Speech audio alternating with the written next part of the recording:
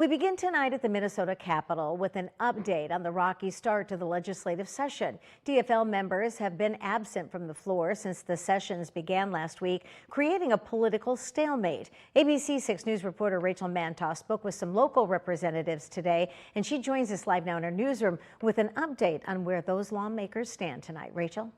Yeah, Robin, we now have a bit more clarity on how the session will proceed as the Minnesota Supreme Court ruled today the House does need 68 members present to meet quorum, which means official business cannot take place with only the 67 Republicans on the floor. Republicans spent the first 2 weeks of the legislative session forming committees and starting to hear bills. So we're doing the background work now.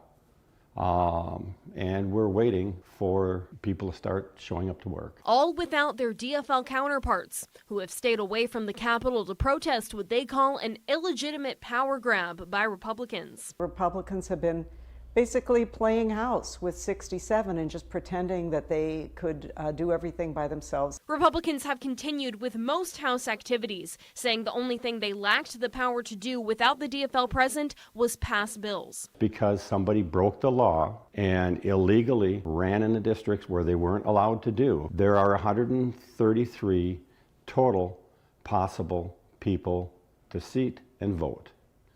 And a majority of that is 67. But the Minnesota Constitution says, quote, a majority of each house constitutes a quorum to transact business. And the state Supreme Court ruled Friday vacancies do not reduce the number required for a majority. A legislative coup has been stopped by the Supreme Court. Republican Dwayne Quorum says the court's ruling doesn't change the fact that everyone should be showing up to work. In the general, you should be there participating, because that's what the job of the people is. But DFLer Tina Liebling says she and the rest of her party will be there once Republicans can agree to share power as an evenly divided House. Honor the will of the voters. The voters gave us a split House, 67-67, and so power sharing is the only way to go.